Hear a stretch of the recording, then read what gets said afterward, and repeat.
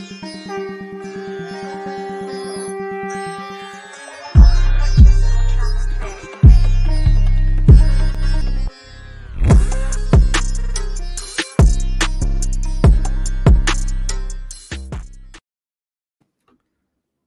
द्वीपे भरत खंडे आर्यावर्ते भारतवर्षे। जम्बू टॉक्स देखने वाले हमारे सभी दर्शकों का बहुत स्वागत, अभिनंदन। मैं हूं आपके साथ निधीश गोयल, करता हूं आप सभी का यथोचित अभिवादन। हिंदू राष्ट्र भारत हम लोग हमेशा से सुनते आए हैं, और जब भारत हिंदू राष्ट्र था तब पारसी जो यहाँ पर आए उनको जगह मिली। जब भारत हिंदू राष्ट्र था तब जितने भी ऐसे मत पंथ संप्रदाय के लोग जो विश्व में कहीं भी घूम रहे हो और उन्हें शरणागत कहीं चाहिए होता होगा और भारत में आते थे, तो भारत में उन्हें जगह मिली। और शायद यही कारण है कि आज भी कहा जाता है कि भारत चूंकि हिंदू राष्ट्र एक तरीके से, जब तक भारत में हिंदू बहुतायत में है या मेजॉरिटी में है, बहुसंख्यक है, तब तक ही सो कॉल्ड सेकुलरिज्म जिसे कहा जाता है वो यहां पर चलेगा। जिस दिन हिंदू माइनॉरिटी में आएगा उस दिन ये चीज अलग हो जाएगी, ये चीज गड़बड़ हो जाएगी। लेकिन हिंदू दृष्टि जो होनी चाहिए एक राजनीतिक दल में, या फिर इंग्लिश में कहूं तो पॉलिटिकल पार्टी में, ऐसी हिंदू दृष्टि वाली पार्टी क्या भारत में हुई है? हुई है तो क्या उसको भारतीय जनता पार्टी के संदर्भ में देखा जा सकता है? और नहीं देखा जा सकता तो फिर भारत में हिंदू दृष्टि रखने वाली राजनीतिक दल आज तक क्यों नहीं हुआ? क्या कारण है उसका? क्यों भारत में राजनीतिक दल के लोग सीधा सवाल हिंदू दृष्टि नहीं ले पाते हैं? और नहीं ले पाते हैं तो साहब डर किसका होता है? और जिसका डर है उसका डर सबने इतना बड़ा क्यों कर दिया? मैं एक प्रश्न आपके सामने यहां पर यह रखना चाहता हूं कि अगर कोई व्यक्ति है जिस व्यक्ति को जो जो अपोज कर रहा है, किसी कहीं पर मुस्लिम जो लोग हैं उनके सामने अपोज कर रहा है, या क्रिश्चियन लोग हैं उनके सामने अपोज कर रहा है, बगल में से दो चार लोग जा रहे हैं और उन्हें लग रहा है कि भैया ये काम तो सही कर रहा है, लेकिन जिनके सामने अपोज कर रहा है ये तो वही लोग हैं जिन्होंने हमारे पुरखों को मारा था, काटा था, जिंदा जलाया था, ये सब काम किया था। हमने तो ऐसा कुछ भी नहीं किया, तो अगर मैं कहीं कहीं जाऊंगा तो ये तो निर्दयी लोग हैं, ये तो आतताई लोग हैं, इन्होंने मुझे भी मारा, तो काम ये आदमी सही कर रहा है, लेकिन ये जगह सही नहीं है। मैं इन्वॉल्व हूं क्या? मेरे परिवार के साथ में क्या हो जाएगा अगर इन्वॉल्व होऊंगा? तो मैं अपने रास्ते चलता हूं, अपने तरीके से ये काम मैं करूंगा, तो उसका साथ कौन देगा? क्यों हुआ ये? क्योंकि आपको बताया गया कि आपको जिंदा जलाया गया, आपको मारा गया, आपको काटा गया, लेकिन आपका शौर्य, आपका पराक्रम ये कितना था उसे आपको नहीं बताया गया। और नहीं बताया गया, शायद इसी चक्कर में हमारी हिंदू दृष्टि वाली राजनीतिक पार्टी भी हो नहीं पाती है। और जो दम भरते हैं वो दम भरते हैं या दंभ भरते हैं, इसका पता भी हमें चलना चाहिए। आप सभी का स्वागत। ये जम्बू टॉक्स है, ये जम्बू थॉट्स है। इस विचार को पूरे अधिकार के साथ में ग्रहण कीजिए। डू सब्सक्राइब द चैनल, बगल वाली घंटी बजाकर बेल आइकॉन एक्टिवेट करें जिससे हमारी नोटिफिकेशंस आप तक पहुंच सकें। और अगर आप जम्बू टॉक्स देख रहे हैं, इससे प्रेम कर रहे हैं, तो आप सभी से निवेदन, अशांश ही सही, एक छोटा सा अंश ही सही, लेकिन मासिक रूप से हमें आर्थिक सहयोग अवश्य प्रेषित कीजिए। ये हमारे लिए एक बड़ी आवश्यकता है। नमस्कार, जय हिंद, जय भारत, वंदे मातरम। स्वागत करता हूं हमारे बीच पधारे हुए प्रोफेसर रामेश्वर मिश्र पंकज जी का। गुरु जी प्रणाम, कैसे हैं आप? नमस्कार, ठीक है निधीश जी। काफी समय बाद आज आप हाँ, बीच हमारा में भी कुछ अंतराल पड़ गया जी जी। पिछले 2 महीने से हमारे सभी दर्शक जानते हैं कि कुछ ऐसे कारण विशेष रहे कि हम लोग कार्यक्रम नहीं कर पाए। आप तो नहीं, वो तो सर्वाधिक ठीक इस ही, बारे में जानते हैं। जी जी, वो तो संभव नहीं था, उचित भी नहीं था। अब आपने फिर अपने को संभाल कर शुरू किया है, तो हम सब उसमें प्रेम से जुटे हैं। जी तो आज का जो आपने विषय रखा है वो बहुत महत्वपूर्ण है, सदा की भांति।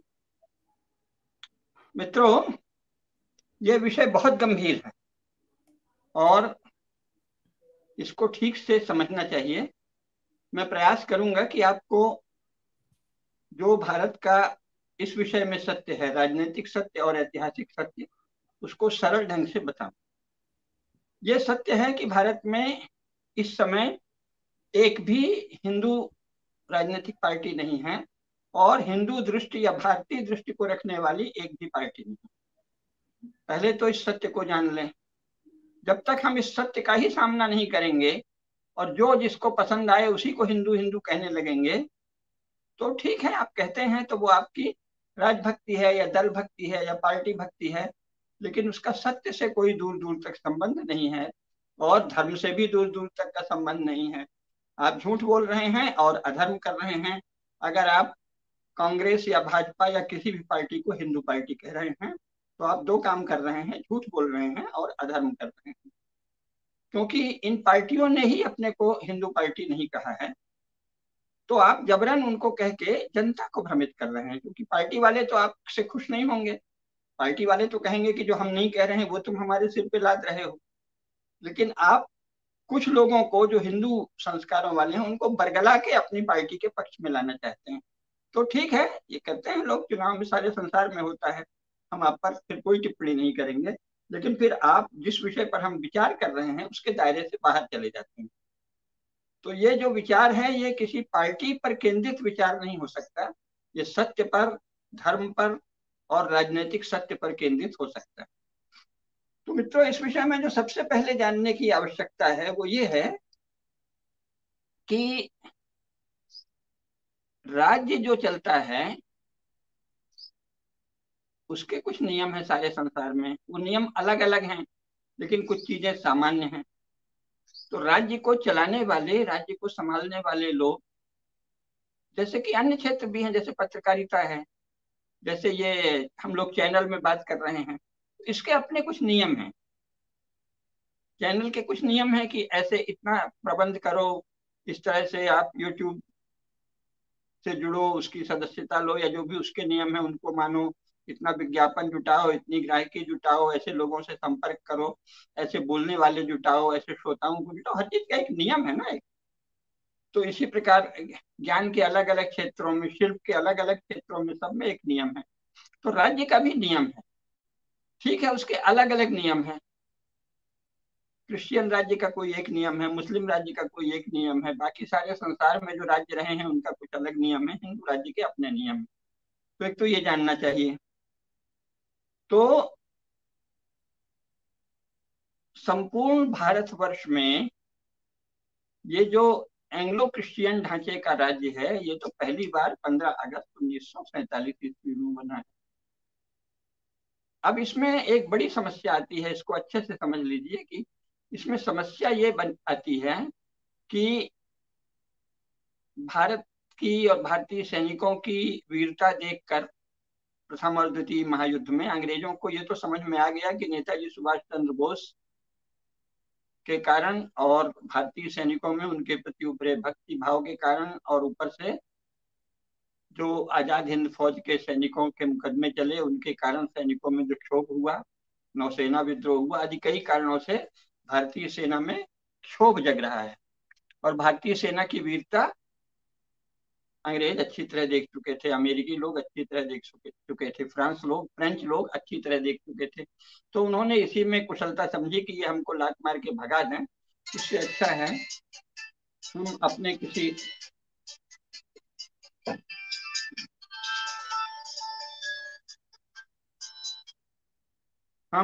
किसी मित्र को, किन्हीं मित्रों के समूह को सत्ता दे जाएं ताकि हमारा हित यहाँ सुरक्षित रहे। तो उन्होंने चुन लिया और जो गांधी और नेहरू थे वो उनके विश्वस्त मित्र थे, उनको गद्दी दे के गए जल्दी में। अब गए तो दिक्कत यह है कि इनमें से कोई, न तो गांधी, न नेहरू, न कांग्रेस के किसी भी नेता ने ये सब कोई सोचा नहीं था कि सचमुच हमें भारत में इतने विशाल क्षेत्र में राज्य करने को मिल जाएगा। कभी कल्पना ही नहीं की थी। तो उन्होंने क्या किया, अब जिसने कभी कल्पना ही नहीं की हो राज्य की, उसको इतना बड़ा राज्य मिल रहा है, तो अगर सच पूछो तो उनको तो भीतर से हाथ पैर फूल गए, कैसे करेंगे कैसे करेंगे। तो उन्होंने सोचा कि ये जो अंग्रेजों का ढांचा है इसी को अपना लेते हैं। अब अंग्रेजों का जो ढांचा है उसको समझना चाहिए कि लगभग आधे भारत में ये ढांचा था, लेकिन शेष जो भारत है उसके राजाओं से, जो कि 625 राजा थे जिनमें 400 काफी अच्छे खासे आकार वाले राजा थे, तो उन राज्यों में अंग्रेजों का शासन नहीं था। ज्यादातर में हिंदुओं का शासन था, अलग अलग जातियों का। कुछ ब्राह्मण राज्य थे, लगभग 12 ब्राह्मणों का था, लगभग 150 क्षत्रिय रियासतें थी, फिर जिन्हें ट्राइबल कह रहे हैं, खैरवार, गहरवार, गोंड, इन सब की रियासतें थी। उधर मिजो, मैती, नगा आदि की रियासतें थी उत्तर पूर्व में, है ना, खस इन सब की थी। और देश भर में लगभग 125 के करीब जिन्हें ट्राइबल कहते हैं उन लोगों की रियासतें थी, और फिर मुसलमानों की भी लगभग 70-80 रियासतें थी। छोटी बड़ी मिला के 100 से अधिक मुसलमानों की रियासतें थी, छोटी छोटी ज्यादा थी, बड़ी रियासतें 4-5 थी। अब इनसे अंग्रेजों की संधि थी,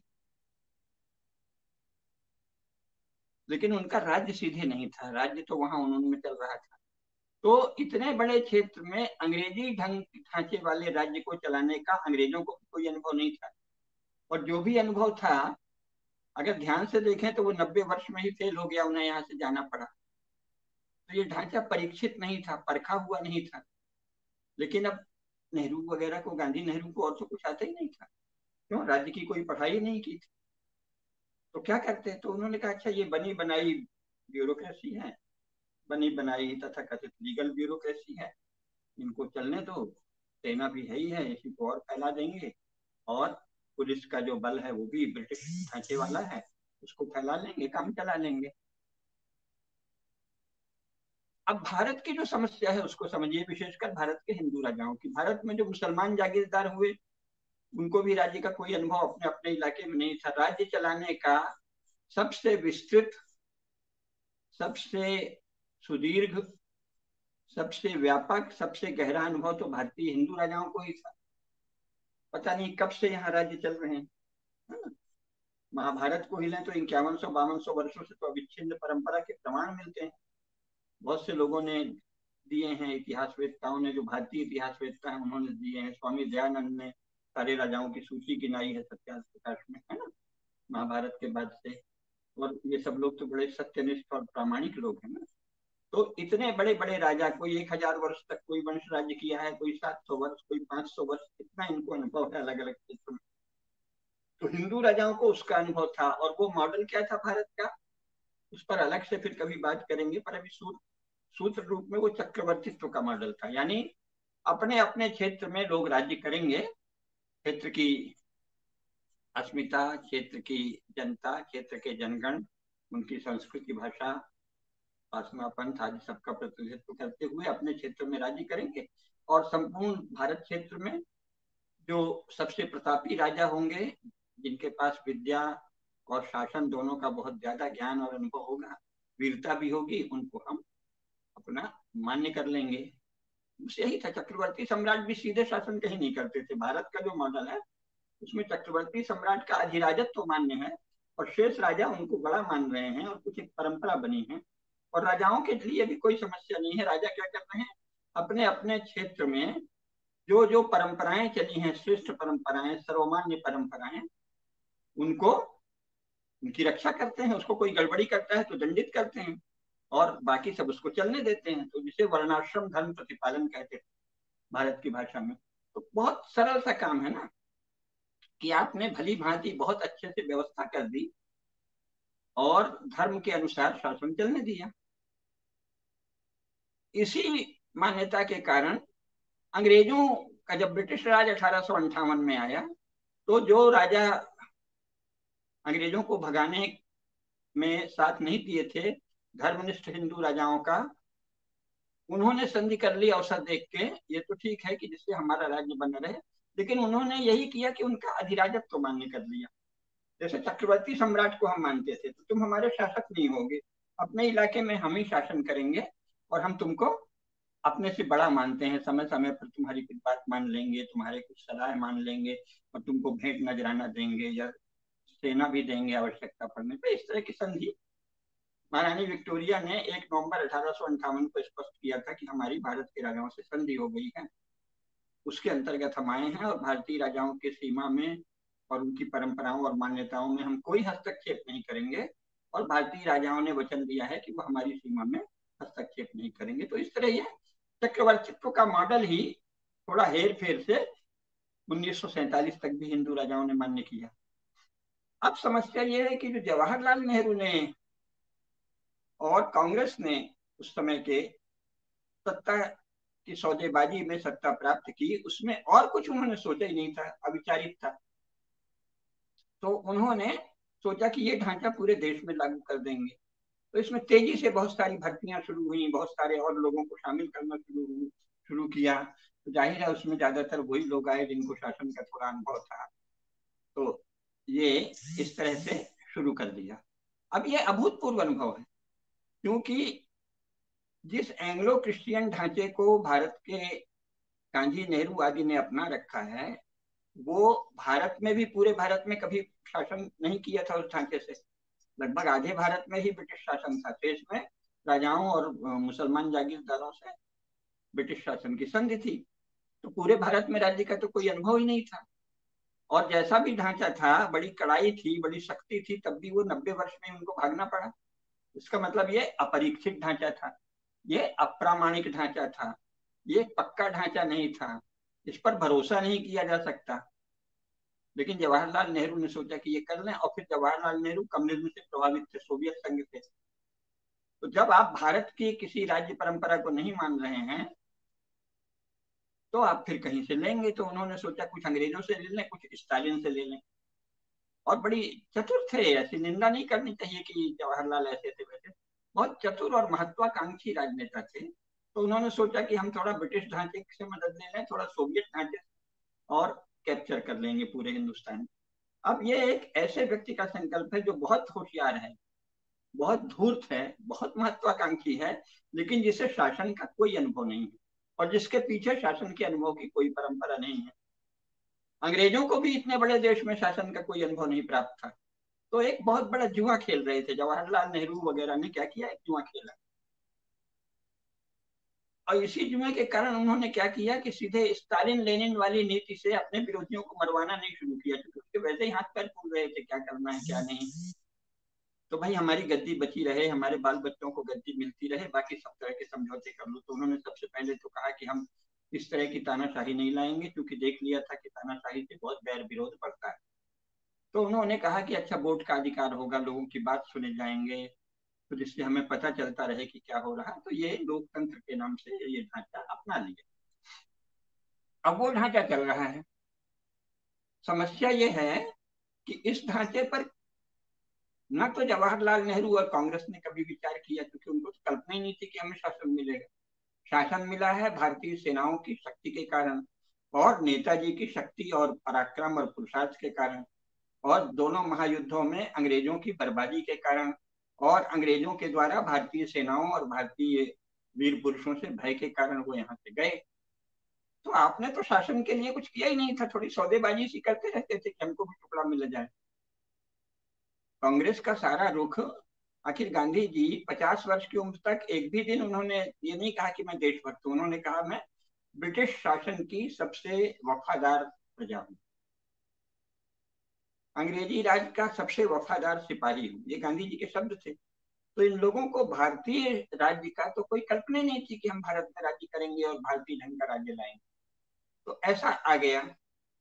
अब दुनिया में जो घटनाएं चल रही थी उसमें बहुत ही उग्र किस्म के विचार, राजनीतिक, जिसमें दूसरे को खत्म कर देंगे, नष्ट कर देंगे, ये विचार प्रभावी हो रहे थे। ये विचार सबसे पहले चर्च के आए। चर्च ने यूरोप के बहुत बड़े क्षेत्र में भीषण अत्याचार किया। उसकी अभी आज प्रासंगिकता नहीं है, तो हम विस्तार से नहीं जाएंगे, केवल प्रासंगिक संदर्भ, पासिंग रेफरेंस देते चलेंगे। लेकिन वो चर्च तो फेल हो गया ना। चर्च इतना अत्याचार करता था यूरोप के नागरिकों पर, यूरोप के किसानों पर, यूरोप के लोगों पर, यूरोप की स्त्रियों पर, कि उसका विरोध शुरू हो गया। बहुत ही बर्बर और पैशाचिक थे चर्च के पादरी और चर्च का पूरा शासन। और वो ऐसे राज्य का समर्थन करते थे जो उनका अनुगत हो और समाज पर अत्याचार करे। तो लोगों में उससे क्षोभ पैदा हुआ। जो वहां के चतुर राजा हैं यूरोप के, उन्होंने उस क्षोभ का फायदा उठाया। और वो भी परेशान रहते थे, क्योंकि ये जो चर्च के पादरी लोग हैं, ये जिस राजा का संरक्षण पाते थे उसी से गद्दारी करते थे। यानी राजद्रोह चर्च की बहुत ही प्राचीन परंपरा है। रोम में भी सबसे पहले इनको रोम के शासन ने जैसे ही संरक्षण दिया, इन्होंने राजद्रोह शुरू कर दिया। और रोम रोम में सनातन परंपरा का शासन था, वस्तुतः वहां हिंदू पद्धति का ही शासन था, लेकिन वो भारत के ब्राह्मणों और विद्वानों से कट गए थे, तो उन्हें उतना कौशल नहीं आता था। तो उन्होंने सोचा, जैसे इस समय के भारत के लोग सोच रहे हैं, ज्यादातर भारत के राजनीतिक लोगों की जैसी अभी बुद्धि है, रोम के शासकों की ठीक वही बुद्धि। तो उससे क्या हुआ, जो भारत की परंपरागत बुद्धि है, जो ब्राह्मणों, क्षत्रियों, वैश्यों सब में होती थी, शिल्पियों में भी होती थी, वो रोम के शासक खो बैठे थे, क्योंकि वो भारतीय धर्मशास्त्रों से उनका परिचय समाप्त हो गया था, वृषल क्षत्रिय हो गए थे। तो उन्होंने उदारता तो दिखा दी, अच्छा तुम कहते हो क्रिश्चियन हो जाओ तो क्रिश्चियन तुमको भी मौका दे देते हैं। उन्हें ये पता नहीं था कि क्रिश्चियन होने का अर्थ है धीरे धीरे ये कृतज्ञ लोग जिसका संरक्षण पाते हैं उसी को नष्ट करते हैं। तो इन्होंने रोम को नष्ट किया। गिब्बन की आप पुस्तक पढ़ लीजिए, टी एस इलियट को पढ़ लीजिए, है ना, इलियट और नहीं टाइनबी को पढ़ लीजिए, आर्नल्ड टाइनबी, इलियट में गलत कह गया, आर्नल्ड टाइनबी और गिब्बन दोनों की पुस्तकें बताती हैं कि रोम साम्राज्य यानी रोम राज्य चर्च को प्रश्रय देने के कारण ही नष्ट हुआ। खैर नष्ट करने के बाद इन्होंने बहुत बड़े क्षेत्र में, पहले था रोम राज्य, फिर इन्होंने holy Roman empire, holy Roman empire का अर्थ होता था क्रिश्चियन एम्पायर। चर्च के राज्य को होली कहते हैं, ये अपने राज्य को चर्च होली कहता है, बाकी सबको अपवित्र और गंदा कहता है। मुसलमान भी अपने राज्य को दारुल इस्लाम कहते हैं, बाकी सबको दारुल हर्ब और जाहिलिया और घटिया कहते हैं। ये दो ऐसे मतवाद हैं। तो रोम नष्ट हुआ, चर्च को प्रश्रय दिया उदारता पूर्वक और नष्ट हो गया। लेकिन फिर होली रोमन एम्पायर भी नष्ट हो गया। होली रोमन एम्पायर यानी पूरे क्षेत्र में जर्मनी से लेकर इंग्लैंड, फ्रांस, वहां स्पेन, पुर्तगाल तक चर्च का साम्राज्य था। यानी चर्च को मानने वाले राजाओं का शासन था, कोई एक चर्च का नहीं था। पोप को मानते थे और अलग अलग इलाकों के अलग अलग राजा थे। सैकड़ों सैकड़ों लगभग 2000 से ज्यादा राज्य थे यूरोप में, छोटे छोटे। अकेले ब्रिटेन में 20 राज्य थे, जर्मनी में 300 राज्य थे, जो वर्तमान जर्मनी है उसमें 300 राज्य शामिल थे। 2000 से अधिक राज्य उस क्षेत्र में थे। लेकिन वो सब धीरे धीरे चर्च को मानने लगे। लेकिन चर्च ने इतना अत्याचार किया कि उसके विरुद्ध वहां के जो सभ्य और सुसंस्कृत लोग हैं, फिर धीरे धीरे दुनिया के संपर्क से उनको ज्ञान आया, तो उन्होंने सोचा कि चर्च के पादरी तो झूठ बोलते थे कि ज्ञान केवल हमारे पास है, संसार में इससे अधिक ज्ञान है। फिर उनमें वैज्ञानिक चेतना आई। वैज्ञानिक चेतना के साथ चर्च का विरोध शुरू हो गया और चर्च के पैशाचिक बर्बरता और क्रूरता के कारण, स्त्रियों के शोषण के कारण यूरोप के भले लोगों ने और स्त्रियों ने चर्च का विरोध किया। और अंत में होली रोमन एम्पायर सिकुड़ के कहाँ आज है, वो है वेटिकन सिटी में, जहाँ की कुल आबादी है 800 और शायद 1.5 वर्ग किलोमीटर टोटल उनका राज्य है। तो कहाँ 1000, 1500, 2000 वर्ग किलोमीटर तक फैला हुआ शासन आज 1.5 किलोमीटर में सिमट गया है। और होली रोमन एम्पायर जिसके अंतर्गत समस्त यूरोप आता था, वो कहाँ है, वो 700-800 लोगों के ऊपर शासन कर रहा है बस। बाकी सब भावनात्मक है, रिलीजियस है, लेकिन पॉलिटिकल कंट्रोल नहीं है कहीं। और किसी समय पॉलिटिकल कंट्रोल था चर्च, है ना। तो चर्च का ये, चर्च के विरुद्ध यूरोप के जागरूक जागरूक लोगों ने, वैज्ञानिकों ने और स्त्रियों ने विद्रोह किया। तो उसमें से ये पॉलिटिकल पार्टीज का उदय हुआ है, फ्रेंच क्रांति और दूसरी जगह से। तो ये सब भी एक तरह से बड़े खूनी किस्म के हत्याएं और मार काट करने वाले गिरोह थे। यानी चर्च के विरुद्ध कुछ गुंडे, कुछ उत्पाती, कुछ दुष्ट और कुछ भले लोगों का एक तूफान सा मचा, सैलाब चला और जगह जगह नेशन स्टेट बन गए। नेशन स्टेट बने अभी कुल 150 वर्षों में। तो ये जो 150 वर्षों में नेशन स्टेट बने हैं, ये स्वयं यूरोप में अभी प्रयोग के दौर में। ये कैसे टिकेंगे, रहेंगे कि नहीं रहेंगे, कोई नहीं जानता, क्योंकि अब नेशन स्टेट पिघलने लगे हैं। और चर्च फिर कोशिश कर रहा है, वो एक अलग विषय है।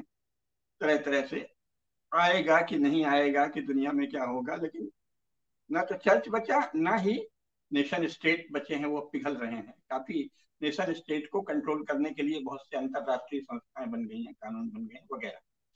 तो कुल मिलाकर चर्च के विरुद्ध तरह तरह के विक्षुब्ध और उत्पाती और कुछ भले लोगों का एक मोर्चा सा बना यूरोप के अलग अलग देशों में।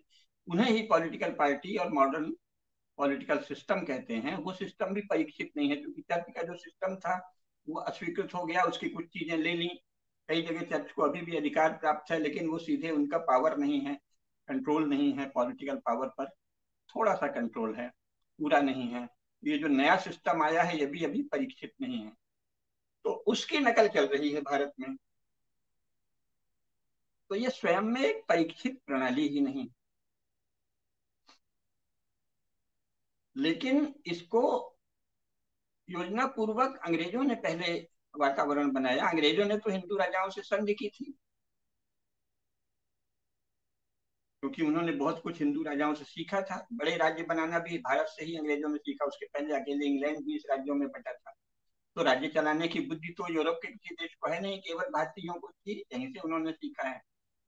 लेकिन अब ये जो लोग जल्दी में घबरा कर, भारतीय सेनाओं से घबरा कर, नेताजी सुभाष चंद्र बोस से घबरा कर जो अंग्रेज यहाँ से भागे और अपने मित्रों को, अपने सेवकों को, अपने शिष्यों को सत्ता दे गए, तो उन्हें तो शासन चलाने का कोई अनुभव नहीं था। उन्होंने हड़बड़ में जो सिस्टम छोटे छोटे इलाके में, इंग्लैंड में या फ्रांस में, या भारत से बहुत छोटे इलाके हैं ना, जो इंग्लैंड, मूल इंग्लैंड था उससे 20 गुना से अधिक बड़ा भारत है। पहले तो इंग्लैंड की आबादी कुछ लाख ही थी ना, धीरे धीरे उसमें सब आयरलैंड को बुलाया, मिलाया, और स्कॉटलैंड को मिलाया, फिर तथाकथित यूके, यूनाइटेड किंगडम यानी संयुक्त राज्य, संयुक्त जागीर हुई। उसकी भी आबादी अब जाके 5 करोड़ हुई है ना, तो उनकी 5 करोड़ है तो हमारी 130 करोड़ है।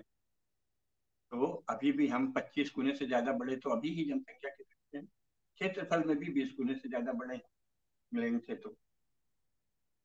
तो इतने बड़े क्षेत्र में शासन का यूरोप के किसी देश को कोई अनुभव नहीं है। तो ये जो सिस्टम चल रहा है ये एडहॉक चल रहा है। तब आप कहेंगे कि अगर ऐसा है तो भारतीय दृष्टि वाली पार्टी क्यों नहीं बनी, जो मूल बात है। तो उसमें समझना चाहिए कि पार्टियां अथवा राज्य कहा जाता है कि सब लोग मिलके चला रहे हैं, ये लोकतंत्र भी वहां जो आया यूरोप में भी तो लोकतंत्र। पहले तो किसी को वोटिंग राइट बहुत कम लोगों को था, जिनके पास इतनी इतनी जागीर होगी, इतनी जमीन होगी, इतना धन होगा, वही वोटर होते थे।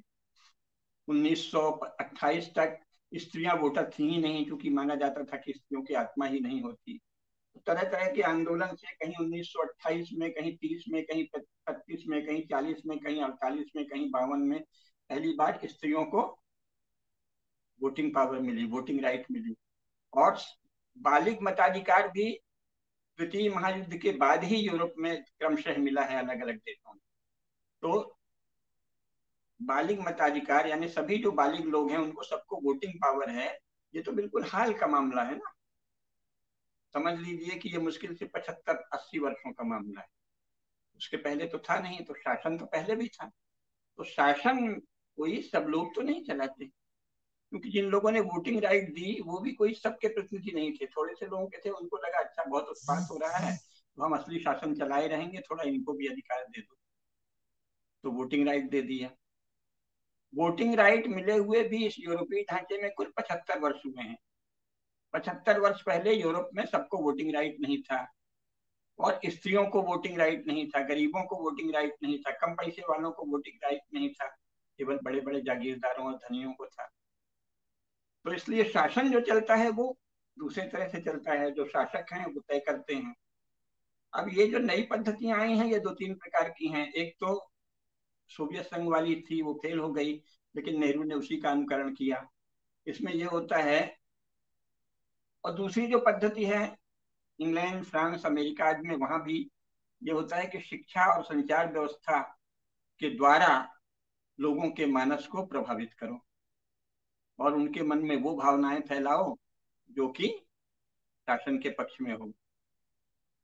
तो भारत में भी इन्होंने क्या किया कि सोवियत संघ से प्रेरणा लेकर नेहरू ने शिक्षा और संचार माध्यम, यहाँ तक कि शुरू में तो वाणिज्य, व्यापार, खेती, सब कुछ शासन तय करने लगा। इससे क्या हुआ, लोगों का मन कैसे बनता है, इस पर भारत में सबसे ज्यादा शास्त्र योग शास्त्र है, सब अन्य शास्त्र है। तो जब आप जो कुछ सुनेंगे, देखेंगे, पढ़ेंगे, चारों तरफ बात सुनेंगे, धीरे धीरे आपका मन वैसा ही बनेगा।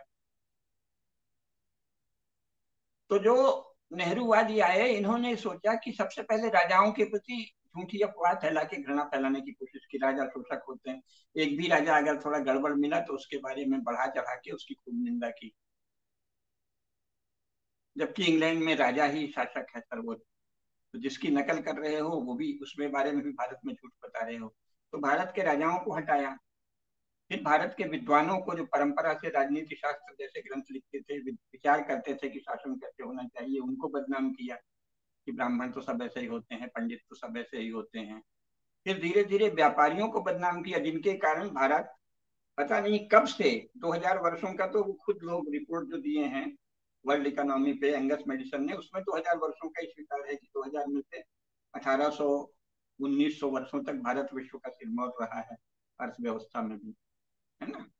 तो ऐसा जो सब प्रकार से परीक्षित और प्रमाणित व्यवस्था है, उसको जो वैश्य चला रहे थे जिस अर्थव्यवस्था को, उनको भी बदनाम किया।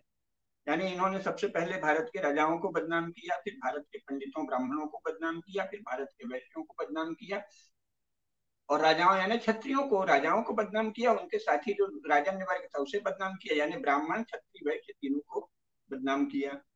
और इसको ढकने के लिए वातावरण बना दिया कि जो शिल्पी जातियां हैं अथवा जो तथाकथित शूद्र वर्ण है, उनको हम विशेष अधिकार दे रहे हैं। तो ये इतना हल्ला क्यों मचाया गया? क्योंकि जो परंपरागत ब्राह्मण हैं, परंपरागत क्षत्रिय हैं और परंपरागत वैश्य हैं, उनकी जो बुद्धि है, ज्ञान है, हुनर है, शिल्प है, विद्या है, उसको सबको नष्ट करना है।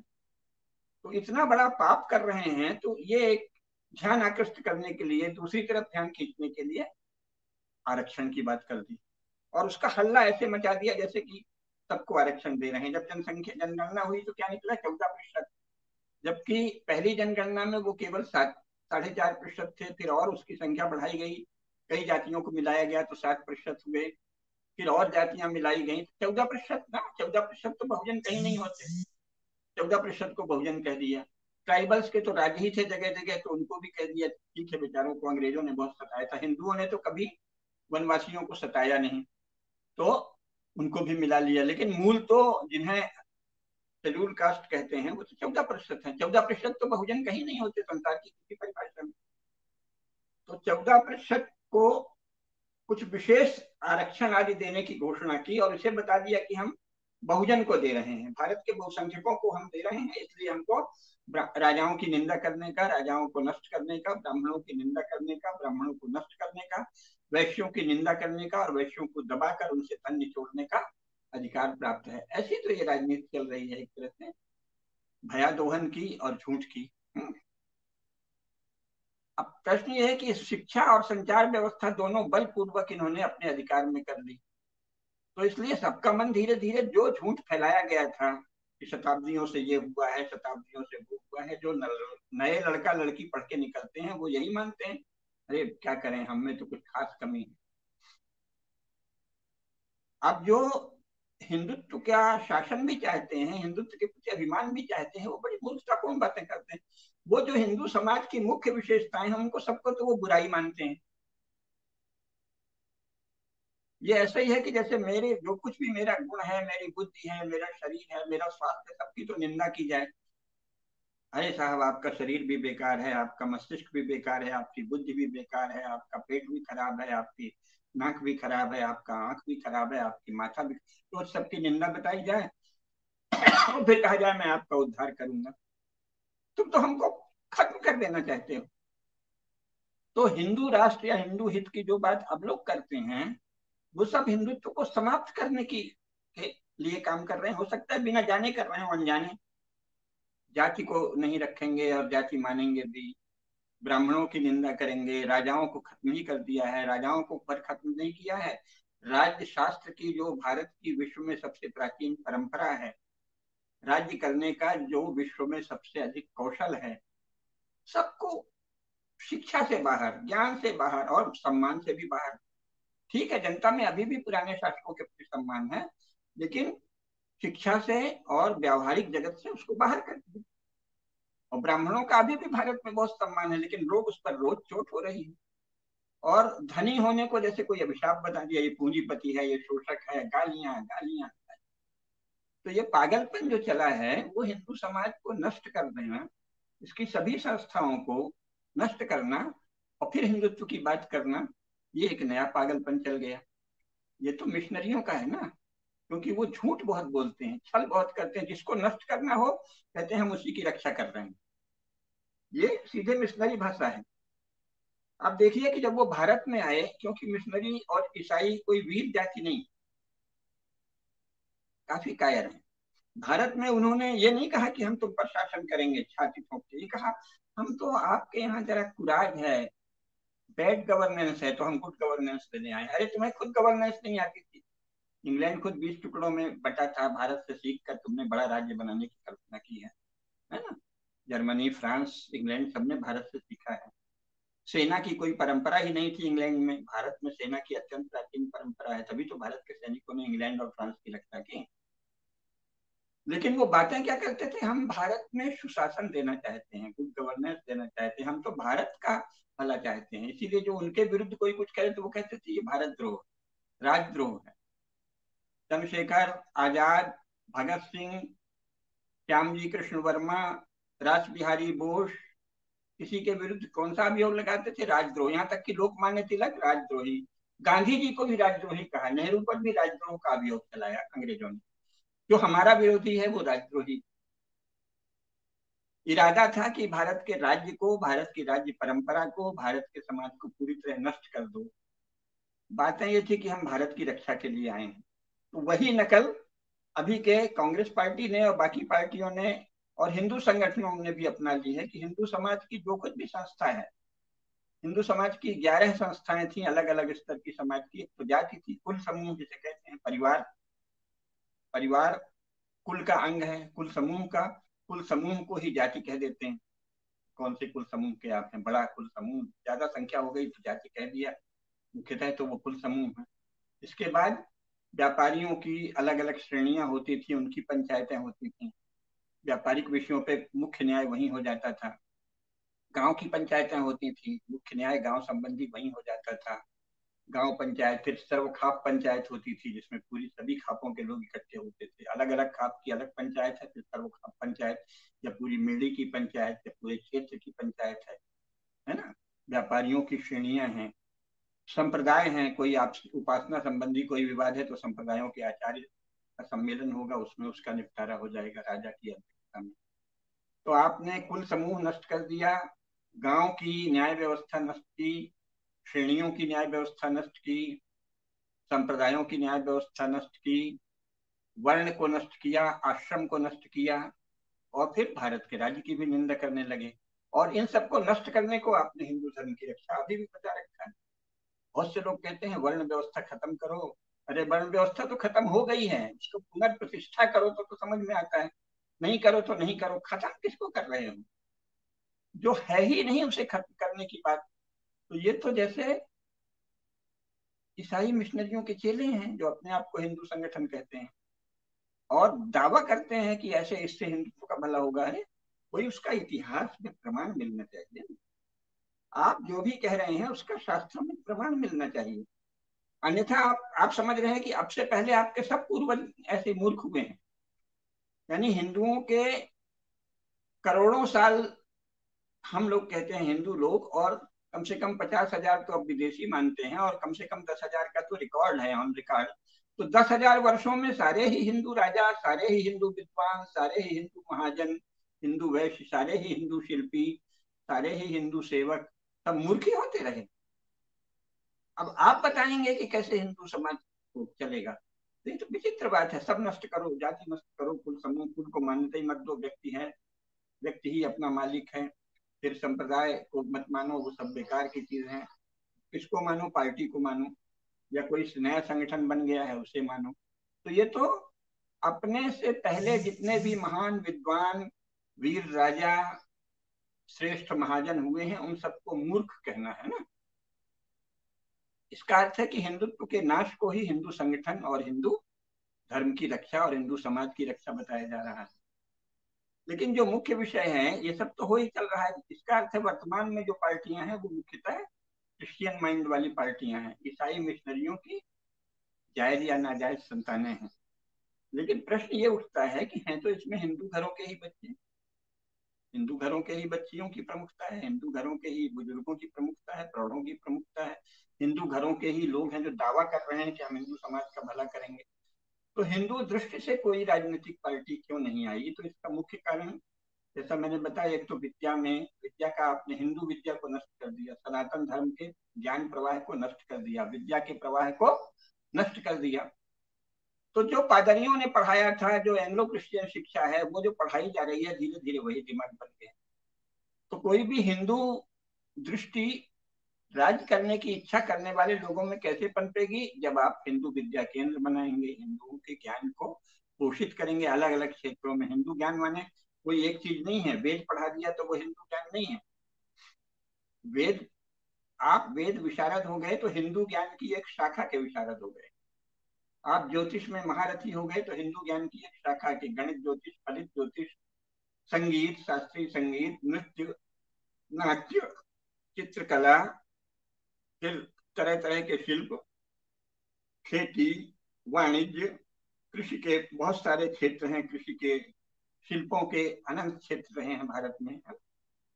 कपड़ों से लेके सूती वस्त्र, ऊनी वस्त्र, रेशमी वस्त्र से लेके भांति भांति के कृषि उत्पाद, भांति भांति के अन्न उत्पाद, भांति भांति के भोजन, श्रृंगार, वस्त्र, भवन, इन सबके अनंत शिल्प परंपराएं, अनंत वैभव के, ऐश्वर्य के रूप ये सब रहे हैं ना।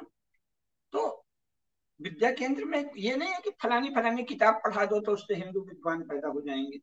हिंदू विद्वान हजार प्रकार के होंगे। कोई वेदों का विद्वान है, कोई उपनिषदों का, शास्त्रों का है, कोई व्याकरण का है, कोई भाषा का है, कोई कितनी 64 कलाएं हैं उनमें से अकल अलग अलग कलाओं का है, कोई बहुत प्रतिभाशाली है तो दो चार कलाओं का एक साथ हो जाएगा, सबका थोड़ी ज्ञाता कोई हो जाएगा।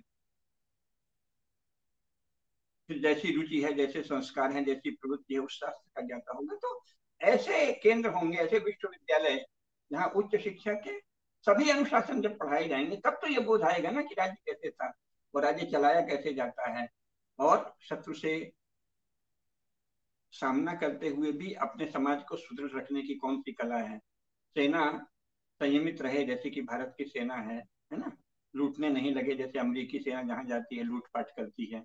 तो इसमें क्या फर्क है, ये सब पढ़ाना पड़ेगा ना। भारतीय सेना और अमेरिकी सेना का अलग अलग चरित्र क्यों है?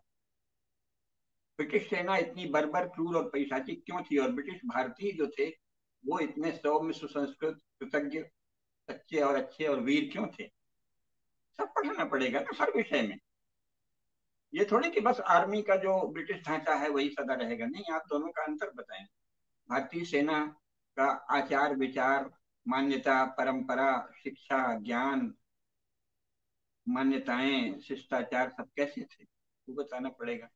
इसी प्रकार शिल्प के अलग अलग रूप हैं, हर गृह व्यवस्था का, घर संबंधी, घर के रख रखाव का, मकानों का, इतने सारे विषय, अनंत विषय हैं। अगर बताने लगेंगे तो उसी में एक घंटा निकल जाएगा।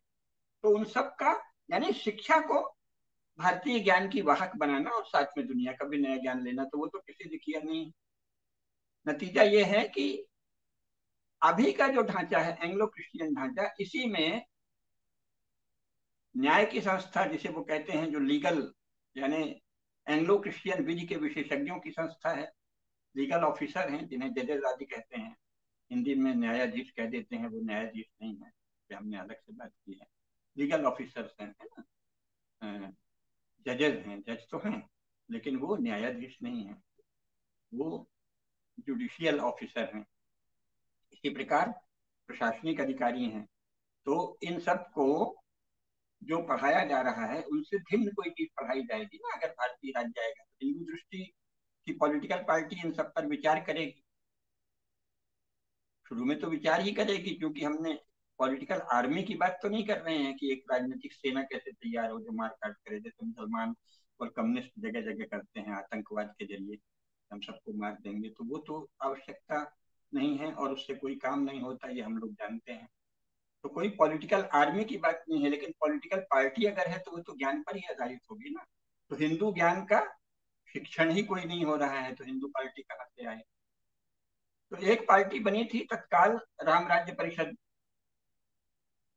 लेकिन उन्होंने धर्मशास्त्रों के विचार पर पूरा ध्यान दिया। निष्ठा, सदाचार, अत्यंत प्रशंसनीय स्तुत्य आचरण पर बल दिया, सदाचार पर बल दिया, वर्णाश्रम धर्म के ज्ञान पर बल दिया। लेकिन राजनीति तो केवल सत्य की शिक्षा का नाम नहीं है। असत्य के विनाश का भी नाम है। धर्म की स्थापना का काम नहीं है राज्य का, राजनीति का। अधर्म के नाश का भी काम है ना। अन्यथा धर्म प्रवाह तो चलता। अधर्म यदि धर्म को दबोचे नहीं, धर्म को नियंत्रित नहीं करे, धर्म को खंडित नहीं करे, धर्म को बाधित नहीं करे, तो धर्म प्रवाह तो भारत में वैसे ही चलता रहेगा। सनातन सनातन धर्म प्रवाह को बाधित ही करता है अधर्म, अज्ञान। तो अगर आप अज्ञान और अधर्म को कैसे नियंत्रित करना, कंटक शोधन कैसे करना, इसकी विधि पर ज्यादा ध्यान नहीं देंगे तो राजनीति में कैसे सफल होंगे। आप एक विद्या संपन्न व्यक्ति के रूप में, समूह के रूप में सफल हो सकते हैं। तो परम पूज्य करपात्री जी आज भी संपूर्ण भारत में सर्वमान्य है, परंतु वो सर्वमान्य राजनेता तो नहीं हो सकते थे, क्योंकि वो कंटक शोधन की कोई विधि राम राज्य परिषद को नहीं आती थी। जवाहरलाल नेहरू ने उसको हजम कर लिया।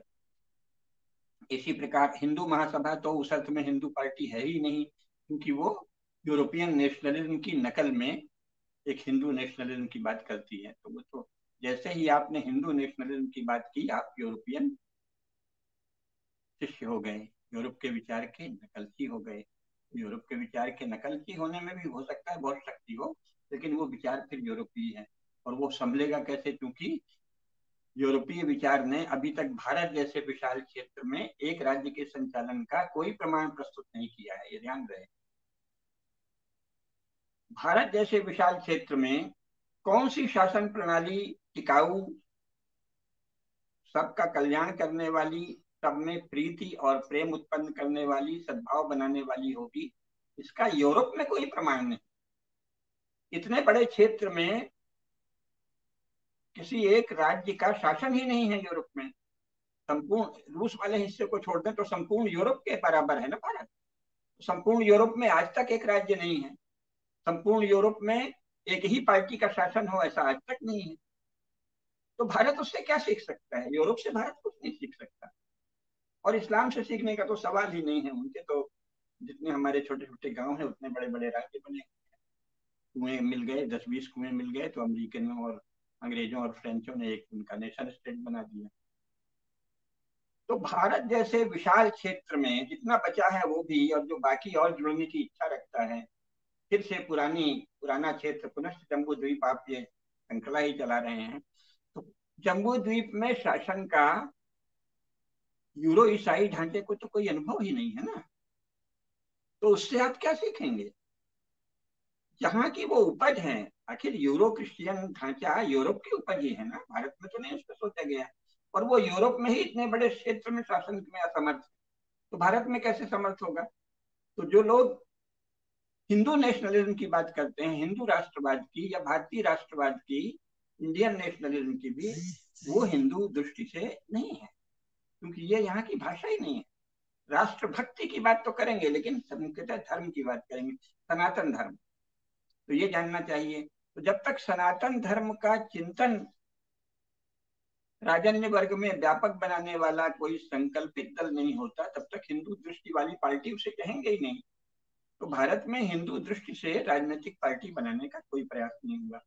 ये नहीं कि ये कठिन है, लेकिन इसमें ज्ञान की और तप की आवश्यकता होगी। ज्ञान की साधना और तप करना होगा। अभी तक तो कोई ऐसा समूह नहीं। व्यक्ति हैं, परम पूज्य शंकराचार्य स्वामी निश्चलानंद सरस्वती जी हैं, व्यक्ति के रूप में है। उनके पास ऐसा कोई समूह नहीं है जो इन विषयों पे इतना सोचता हो। 2-4 लोग हैं शायद, कुछ बड़े प्रतिभाशाली लोग हैं, लेकिन राजन्य वर्ग तो नहीं है उनके पास अपना।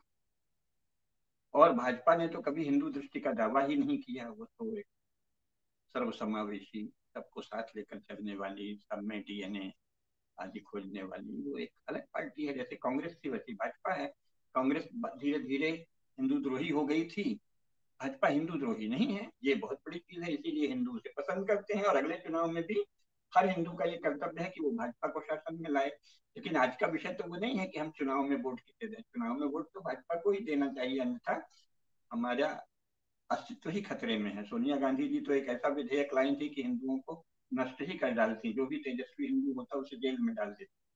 तो इसलिए कांग्रेस तो अब राज्य की प्रतिस्पर्धा से बाहर है, जिसे कहते हैं आउट ऑफ रेस है। लेकिन उससे बहुत हानि है। कांग्रेस आउट ऑफ रेस है, इससे बहुत हानि है। इससे नए नए दस्युदल सामने आ रहे हैं, केजरीवाल, ममता बनर्जी, ये सब नए नए दस्यु दल सामने आ रहे हैं दक्षिण में भी। तो इन दस्यु दलों का मोर्चा बनेगा तो ये हानिकर है, लेकिन खतरनाक इसलिए नहीं है कि अगर भाजपा का नेतृत्व चाहेगा तो इन सबको कुचल देगा, क्योंकि भाजपा और संघ दोनों बड़े संगठन हैं और पूर्ण हिंदू बहुमत उनके साथ है, प्रबुद्ध हिंदुओं का पूरा जनमत उनके साथ है, और अपनी भाषा की चतुराई तथा अन्य नीतिगत चतुराइयों से वो मुसलमानों ईसाइयों में भी काफी पैक बना चुके हैं। उत्तर के चुनाव ये बताते हैं, और अच्छी बात है, राजा को तो करना ही पड़ेगा।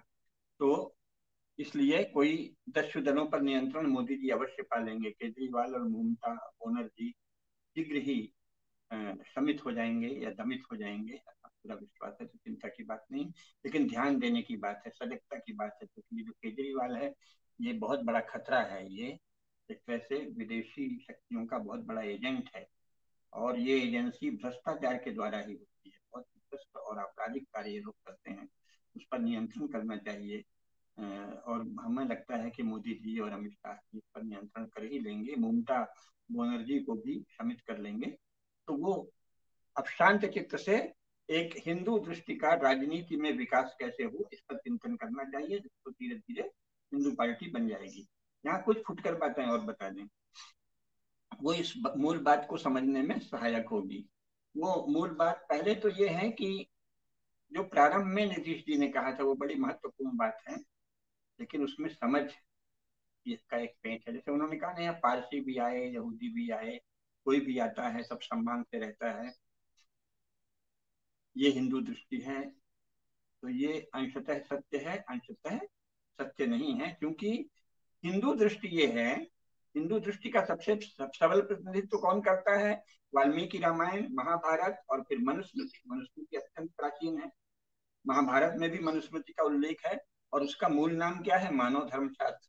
मनुस्मृति के प्रत्येक अध्याय के अंत में, हर अध्याय ऐसे शास्त्रों के अंत में एक पुस्तिका होती है जिसमें उसका वाचन किया जाता है। तो मनुस्मृति जिसे कहते हैं, उसके हर अध्याय के अंत में क्या पढ़ा जाता है? इति श्री मानव धर्मशास्त्रे अमुक अध्याय, प्रथमोध्याय, द्वितीयोध्याय, चतुर्थोध्याय आदि। तो मनुस्मृति का मूल नाम क्या है? मानव धर्मशास्त्र। मानव धर्मशास्त्र क्या क्यों है? क्योंकि जो सनातन धर्म है, जिसे हिंदू कहने लगे, जिसे अंग्रेज लोग पहले गेंटू गेंटू कहते थे, अंग्रेजों ने पहले, उनको तो हिंदू कहना भी नहीं आता था अंग्रेजों। हिंदू शब्द तो उसके बहुत पहले से लोग कहते थे, और इंडी भी कहते थे। मुसलमान लोग भी हिंदू कहते थे, अरब के लोग हिंद कहते थे, हिंदू कहते थे। अंग्रेज तो गेंटू गेंटू कहते थे। वारेन हेस्टिंग्स ने जो जो हिंदुओं पर नियंत्रण के लिए पहला कानून बनाया, उसका नाम दिया गेंटू कोड, है ना, GENT गेंटू कोड। उसी का परिष्कृत रूप हिंदू लॉ है। तो अंग्रेज तो जानते ही नहीं थे कि इनको क्या कहा जाए, वो तो हमको गेंटू कहते थे। और हिंदू शब्द चल गया, चल गया तो चल गया, वैसे वो दूषित शब्द है, लेकिन चल गया तो चलेगा। अब उस पर ही लोग, देखिए समाज कहते हैं ना कि शास्त्रार्थ रूढ़िर बलियसी, तो अब मूल शब्द है सनातन धर्म, लेकिन अगर उसकी जगह हिंदू धर्म पर्याय के रूप में चल गया है तो उसकी झंझट में नहीं पड़ना चाहिए। फिलहाल ज्यादा जरूरी काम पहले हैं तो हिंदू कह लें, लेकिन हिंदू जो है वो मानव धर्म है। हिंदू का अर्थ है सनातन धर्म, जिसका अर्थ है मानव धर्म। तो हमारे यहाँ मानव का विचार था, तो हमने यहूदियों को, पारसियों को क्यों शरण दी? मानव समूह के रूप। तो मानव समूह के रूप में हम सदा सबको शरण देंगे। जब मानव समूह के रूप में देंगे तो उन पर मानव धर्म लागू होगा, यानी जो दशक धर्म है ना, सत्य, अहिंसा, धृति, क्षमा, दमोस्तेयम, शौचम, इंद्रिय निग्रह, धीर, विद्या, सत्यम, क्रोधा, दशकम धर्म लक्षणम।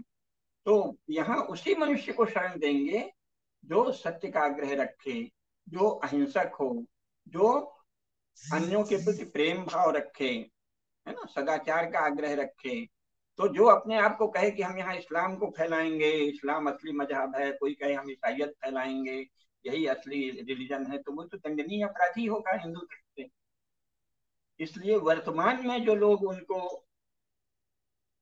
पाप की इच्छा रखने वाले और पाप की इच्छा की घोषणा करने वाले समूहों को, चाहे वो अपने को मुसलमान, ईसाई कुछ भी कहें, लेकिन उनके तहत जो कानून तोड़ने वाले, है ना, लॉ ब्रेकर्स हैं, कानून को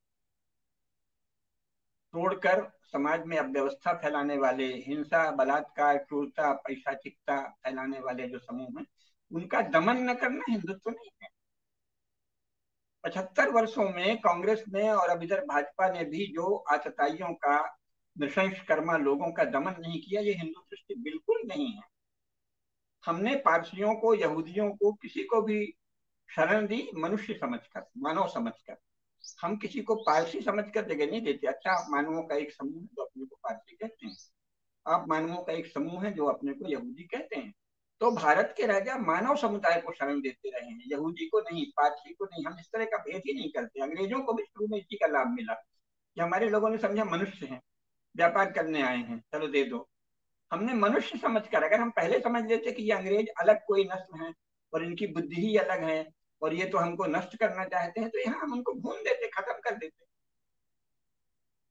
हमने किसी आतताई को शरण नहीं दी है, हमने मनुष्य को शरण दी है।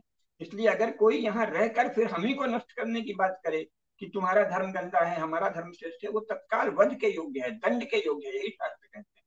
वो आतताई है, उसका तुरंत वध कर देना चाहिए। इसलिए 75 वर्षों में जो हिंदू धर्म को नष्ट करने की घोषणा करने वाले समुदायों का संरक्षण दिया गया है, वो पाप है, वो अधर्म है, वो हिंदू नहीं। इसलिए दोनों को मिश्रित मत करिए। हमने पहले जिनको शरण दी उन्हें मानव समझकर शरण दी, बाद में उनमें से अपने को मुसलमान कहने वालों ने न तो इस्लाम के उस अनुशासन का पालन किया जो उन्हें कष्ट देता, जैसे कि तरह तरह की सजाएं हैं, शराब नहीं पियो, बहुत सारे ऐसे नियम हैं जो उनके जीवन को चित्र मत बनाओ, जो भी भगवान ने बनाया है इस कायनात में उसकी नकल मत करो, जिसका अर्थ है कभी संगीत नहीं, नृत्य नहीं, डांस नहीं, ड्रामा नहीं, पेंटिंग नहीं, चित्रकला नहीं, पशु पक्षी का चित्र नहीं। तो वो रहे तो फिर वो उसका मानने वाला है, तो उसको नहीं माना। केवल उसमें से अगर ऐसे अंश निकाले जो दूसरों को मारने के पक्ष में है, दूसरों को जबरन मुसलमान या ईसाई बनाने के पक्ष में है, जबरन अपने मजहब या अपने रिलीजन में लाने के पक्ष में, उसका हवाला दे दे के मुख्य समाज पर आक्रमण किया, तो वो तो आतताई हैं, अपराधी हैं, वो संरक्षण की योग्य थोड़ी हैं। आपने उनको जबरन तो कह दिया कि हम सभी धर्म के लोगों को, सभी धर्म शब्द ही नहीं है भारत में, सनातन धर्म को संरक्षण देना भारत के राज्य का काम है, सार्वभौम मानव धर्म को संरक्षण देना। तो जो मानव धर्म को माने, सत्य, अहिंसा, बंधुत्व, प्रेम, सद्भाव, आचौर्य, दूसरों के प्रति मर्यादा में रहना, धर्म की मर्यादा में आचरण करना, केवल उसको भारत का नागरिक होने की छूट दी जाएगी। अपने आप को कुछ भी कह के कि हम फलाने हैं, हम कम्युनिस्ट हैं, हम सोशलिस्ट हैं, हम मुसलमान हैं, हम ईसाई हैं, इसलिए दूसरों सबको हम मारेंगे, दबाएंगे, ये तो आतताइयों के समूह कहे जाएंगे। और इनको संरक्षण देना राजधर्म नहीं है, इनको संरक्षण देना हिंदू परंपरा भी नहीं है। तो 75 वर्षों में जो बलवाइयों को, आतंकवादियों को, आगजनी करने वालों को, अपराधियों को जरूरत से ज्यादा छूट दी गई, इसका हिंदू परंपरा से कोई संबंध नहीं है। इसका तो राज्य कर रहे लोगों की दुष्टता और क्षुद्रता से संबंध है ना, अधर्म और पाप से संबंध है, ये जान लेना चाहिए। ये इसका हिंदू परंपरा से कोई संबंध नहीं है। कांग्रेस ने हिंदू परंपरा से एक दिन शासन नहीं किया, और भाजपा भी अगर कोई बलवागिरी करता है, वहां कौन सा बाग है वो दिल्ली में, कहाँ कहाँ वो बैठे थे, और राष्ट्रीय जो रजिस्टर है तैयार हो रहा है उसके विरोध में जो करते हैं, उनको यदि तत्काल कठोरता से दंडित नहीं करते वस्तुतः, तो उन पर गोली चालन होना चाहिए, तभी राज्य की रक्षा होगी। उनको पूरी तरह नष्ट कर देना चाहिए। और वो जयपुर में जो कांड हुआ, इस्लाम की दुहाई देके खंजर लेके आए और एक निरीह दर्जी को, टेलर को मार दिया। दुनिया देश में 50 ऐसी घटनाएं की। ऐसे लोगों का वंशनाश करना राज्य का कर्तव्य है, उनको जड़ से भून देना। नहीं तो हिंदुओं को छूट दें, शस्त्र दें, कि हम उनको, उनका वंश नाश, उनका बीज नाश करें। ऐसे बीज ही नहीं रहने चाहिए जो इस प्रकार का विचार रखें कि हम यहाँ के स्वाभाविक जो बहुसंख्यक समाज है उसको नष्ट करने की इच्छा रखने वालों का बीज नष्ट कर देना राज्य का कर्तव्य है, वो नहीं किया। इसलिए हिंदू दृष्टि से तो भारत में कोई शासन नहीं हो रहा। जो लोग ये कहते हैं कि जब तक हिंदू हैं तभी तक सेकुलर हैं, वो कायर लोग हैं, समर्पित लोग हैं। और कांग्रेस ने, मुख्यतः कांग्रेस ने जो कायरता की, और अब भाजपा भी कई जगह कर रही है, उसको ढकने के लिए ये बात कह रहे हैं। इस तरह की कायरता हमारा धर्म नहीं सिखाता, सिखाता होता तो जाने कब तक खत्म हो जाता। पापियों को, आतताइयों को, अत्याचारियों को सहने को हिंदुत्व कहना लज्जास्पद है, लज्जापरक है।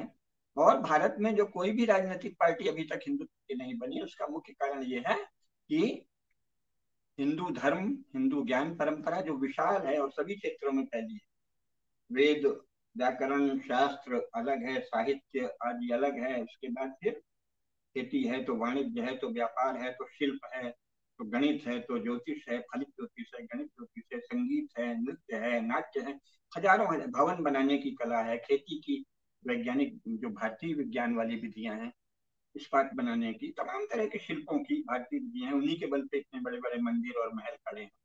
उन सबका तो कोई, जब तक आप ज्ञान ही नहीं रखेंगे तो काहे की हिंदू पार्टी, हिंदुत्व का नाम लेके लोगों को बरगला के इसी ढांचे में, इसी एंग्लो क्रिश्चियन ढांचे में, विधायिका में अपना बहुमत पाके थोड़ा सरकार बना लिए और जो ढांचा है वो चलता रहे, उसमें भोग विलास करते रहे। इसको तो हिंदू पार्टी नहीं कहते। तो इस पर अभी अगली बार और विचार करेंगे कि इस पर कम से कम एक व्याख्यान में और स्पष्ट करेंगे कि हिंदू राजनीतिक पार्टी भारत में क्यों नहीं है। क्योंकि बहुत बड़ा भ्रम है, बहुत बड़ा भ्रम यह है कि साहब जब वोट का अधिकार है तो फिर तो हम ही शासन, हम जिसको चुनते हैं वही तो शासन में आता है। ये बहुत बड़ा झूठ है। इस पर हम अगले व्याख्यान में स्पष्ट करेंगे और ये भी बताएंगे कि वोट का अधिकार शासन का अधिकार नहीं है। Voting right is not right to rule. Vote देने का अधिकार शासन करने का अधिकार नहीं है। इसलिए अगर हिंदुओं को वोटिंग राइट मिला हुआ है तो इसका यह अर्थ नहीं है कि उन्हें शासन का अधिकार मिला है। जब तक हिंदुओं की ज्ञान परंपरा को विधिवत शिक्षा का अंग नहीं बनाया जाता, जब तक हिंदू न्याय परंपरा, हिंदू सैन्य शास्त्र परंपरा, हिंदू कृषि शास्त्र परंपरा, हिंदू वाणिज्य शास्त्र परंपरा, हिंदू शिल्प शास्त्र परंपरा शिक्षा का अधिकृत अंग नहीं बनाई जाती, तब तक हिंदुओं को शासन का कोई अधिकार नहीं मिला है। तो एंग्लो क्रिश्चियन धारा के हिंदू चेलों को शासन का अधिकार मिला है, उसी में मुसलमान और ईसाई चेले भी शामिल हैं। यानी एंग्लो क्रिश्चियन धारा के भारतीय चेलों को शासन का अधिकार अभी प्राप्त है, हिंदुओं को कोई अधिकार प्राप्त नहीं है। Voting right is not right to rule. शासन का अधिकार अलग बात है, वोट का अधिकार अलग बात है। और अभी वोट का अधिकार भी जो मिला हुआ है उसका भी बहुत उपयोग हो सकता है, वो हिंदुओं ने नहीं किया। तो क्यों नहीं किया, इस पर हम अगले व्याख्यान में, अगली कड़ी में और चर्चा करेंगे। इससे स्पष्ट होगा कि भारत में कोई भी हिंदू राजनीतिक पार्टी आखिर क्यों नहीं है और कैसे हो सकती है। नमस्कार। एग्जैक्टली गुरुजी, आपने जो कहा है अगले व्याख्यान में हम इसके बारे में चर्चा करेंगे, क्योंकि वाकई में कई बार ऐसा लगता है सुनने में कि अब जो है वो कछुआ गति से चलने का समय जो है वो चला गया है।